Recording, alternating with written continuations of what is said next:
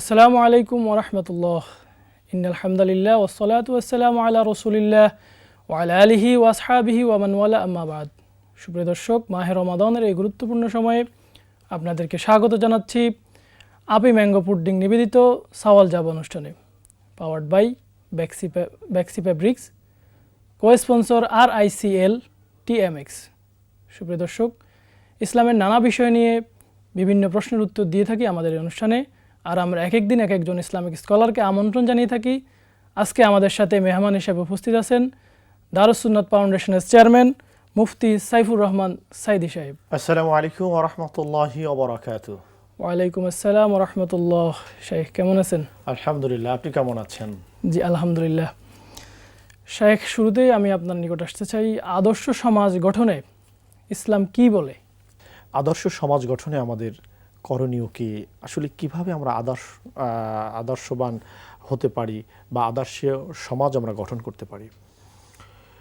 রসুল আরবি সাল্লাল্লাহু আলাইহি ওয়াসাল্লামকে আল্লাহ রাব্বুল আলামিন পাঠিয়েছেন দুনিয়াতে।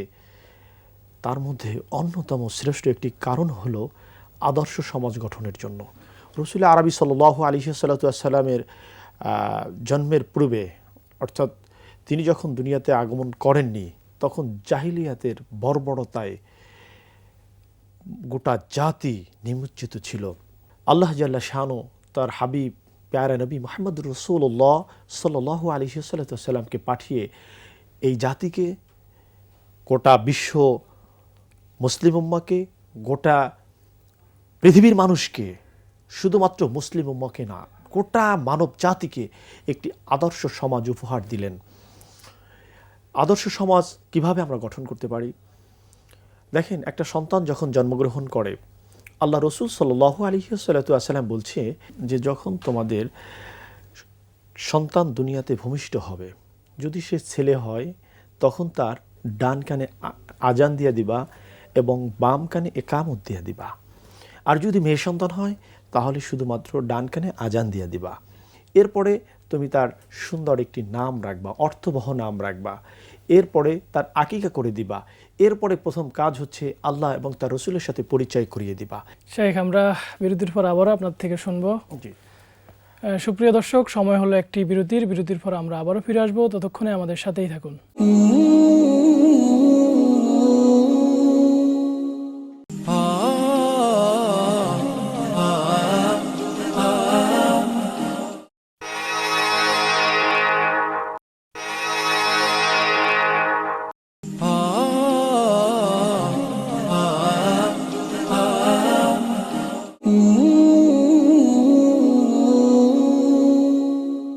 সুপ্রিয় দর্শক, বিরতির পর আবারও ফিরে এলাম। আপনারা দেখছিলেন আফি ম্যাঙ্গো পুডিং নিবেদিত সওয়াল জবাব অনুষ্ঠান, powered by Baxy fabrics, co-sponsor RICL TMX।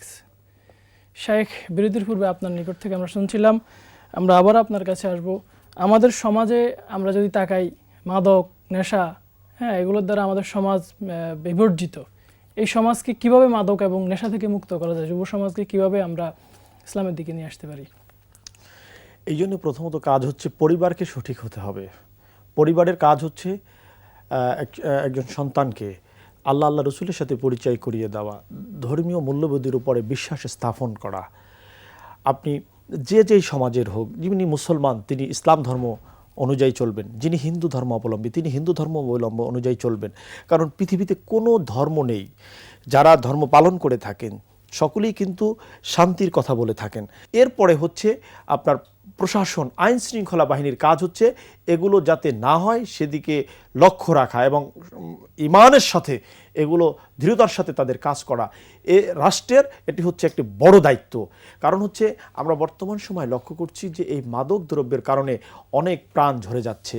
আমাদের সমাজে যারা দায়িত্ব থাকেন, ম্যাজিস্ট্রেটি পাওয়ারে থাকেন, বিশেষ করে মেম্বার, চেয়ারম্যান বা MP, মন্ত্রী যারা আছেন, তাদেরকে এ ব্যাপারে যথেষ্ট ভূমিকা পালন করতে হবে। তাদের প্রতি আমার জোর অনুরোধ আপনারা এই বিষয়গুলো খেয়াল করুন। কারণ আপনার সন্তান, আমার সন্তান এই সমাজে বড় হচ্ছে। আপনার সন্তান, আমার সন্তান মিলে এই দেশকে একটি স্বর্ণের বাংলাদেশ হিসেবে গড়ে তুলতে পারে। শেখ, আপনার নিকট আরেকটি প্রশ্ন।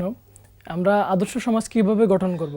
যদি আপনি ধর্মীয় মূল্যবোধের উপরে চলে আসেন, ধর্মকে যদি আপনি অনুকরণ করেন, তাহলে আপনি আদর্শ সমাজ গঠনে অন্যতম ভূমিকা পালন করতে পারবেন।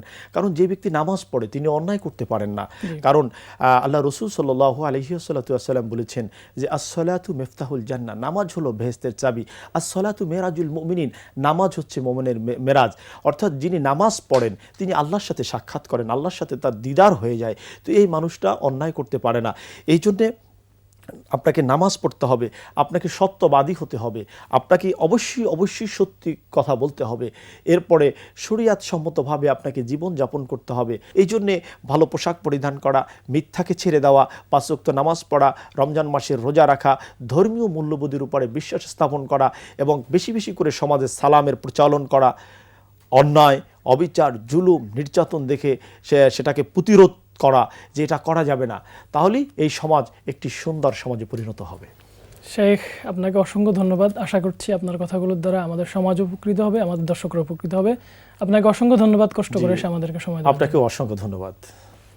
সুপ্রিয় দর্শক, দেখতে দেখতে আমরা অনুষ্ঠানের একেবারে শেষ পর্যায়ে চলে এসেছি। আমরা আগামী দিন ভিন্ন কোনো বিষয় নিয়ে আপনাদের সামনে আবারও হাজির হয়ে যাব। আল্লাহ রাব্বুল আলামিন আপনাদেরকে ভালো রাখুন। সুবহানাকাল্লাহুম্মা ওয়া বিহামদিকা আশহাদু আল্লা ইলাহা ইল্লা আনতা আস্তাগফিরুকা ওয়া আতুবু ইলাইক। আসসালামু আলাইকুম ওয়া রাহমাতুল্লাহ।